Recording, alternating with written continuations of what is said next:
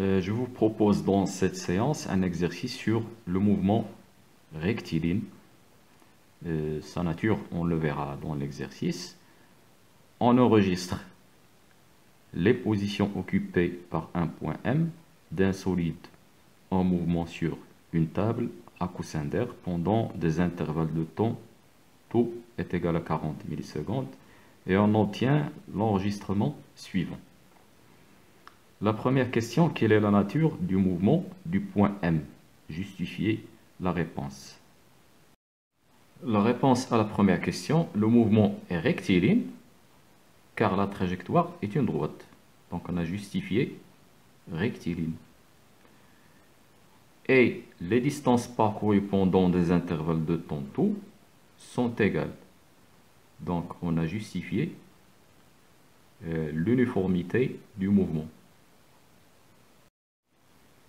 La deuxième question, calculer la valeur de la vitesse moyenne du point M entre les points M1 et M4.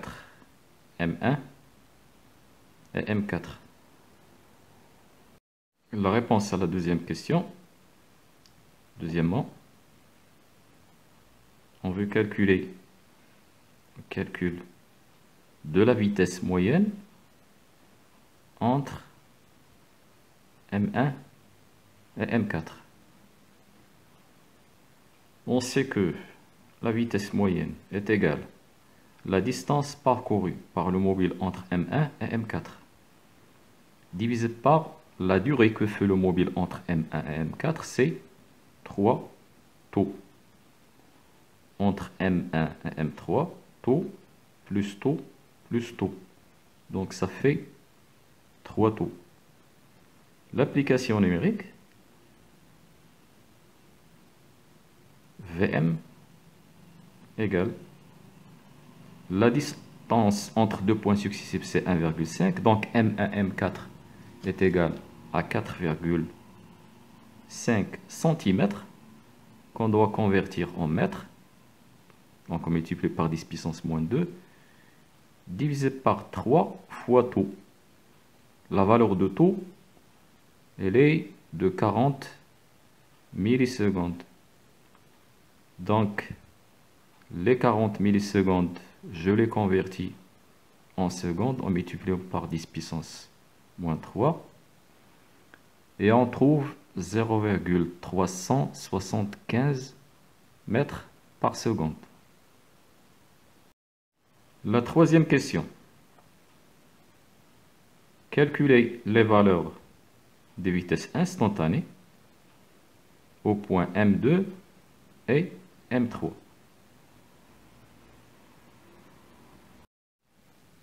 Troisième question donc. 3. Calcul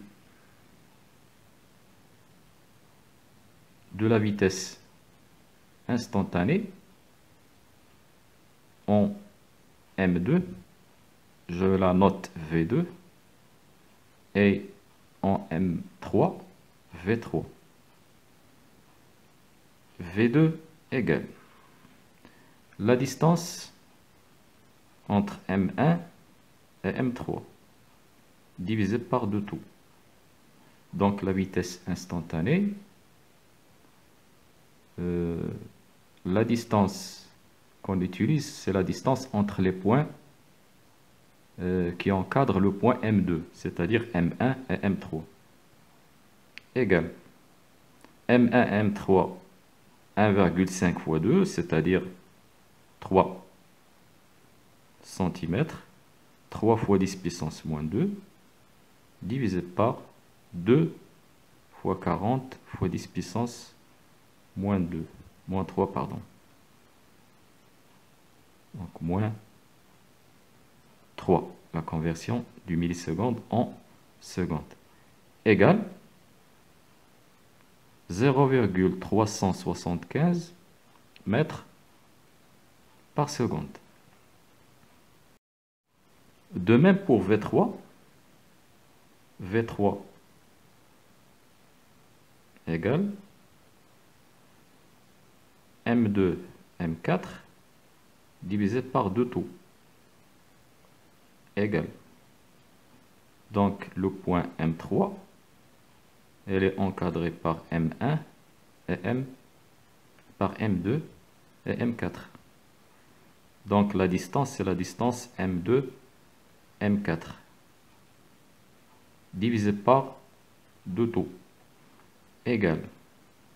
La distance, c'est 3 fois 10 puissance moins 2, fois 2 fois 40, fois 10 puissance moins 3. Et on trouve la même valeur, 0,375 mètres par seconde.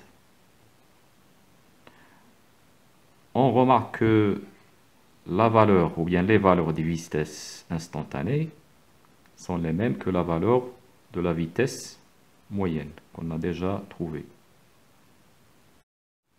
Donc, quand il s'agit d'un mouvement rectiligne uniforme, il n'y a aucune différence entre la vitesse moyenne et la vitesse instantanée, car la vitesse est constante. La suite de la troisième question.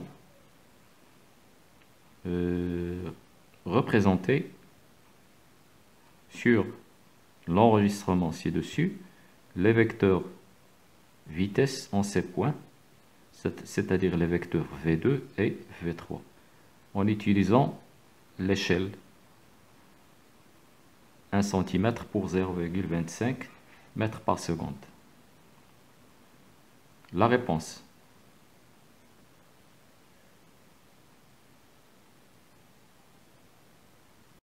Bon, cherchons d'abord la longueur du vecteur vitesse en utilisant l'échelle. Donc l'échelle utilisée est 1 cm qui correspond à 0,25 mètres par seconde. Donc pour x centimètres, qui va représenter le vecteur vitesse, il correspond à la valeur qu'on a trouvée de la norme du vecteur vitesse, 0,375 mètres par seconde. Donc x égale 0,375 divisé par 0,25, ce qui donne 1,5 cm. Donc le vecteur vitesse doit être représenté par 1,5 cm. Le vecteur vitesse, c'est un vecteur qui est constant, car c'est un mouvement rectiligne uniforme. Et la représentation est la suivante.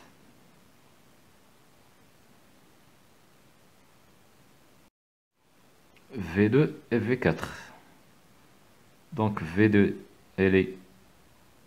son origine c'est le point M2, sa longueur est de 1,5 cm. On sait que d'après cette donnée, la distance entre deux points successifs est 1,5 cm. Donc la représentation de V2. La représentation de V3 a comme origine le point M3. Voilà la représentation des deux vecteurs vitesse. La quatrième question, en considérant le point M1 comme origine des espaces, c'est-à-dire en M1, l'abscisse x est égale à 0. En M2, l'abscisse est 1,5. En M3, l'abscisse est 3, etc. Ce sont les abscisses. Et l'instant dans l'enregistrement du point M2 comme origine des dates. Donc les dates en M2, t est égal à 0. En M3, t est égal à taux. En M4, t est égal à 2 taux, etc.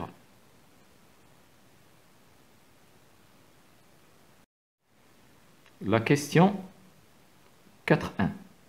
Quelle est l'abscisse du point M en M2?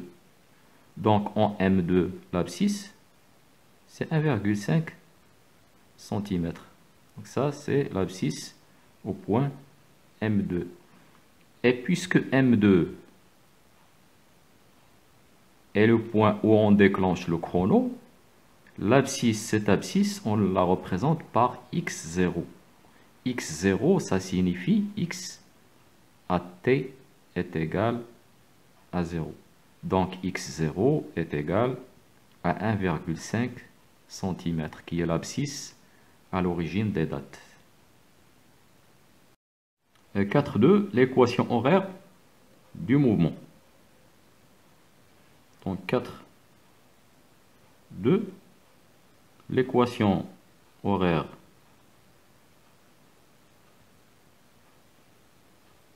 du mouvement.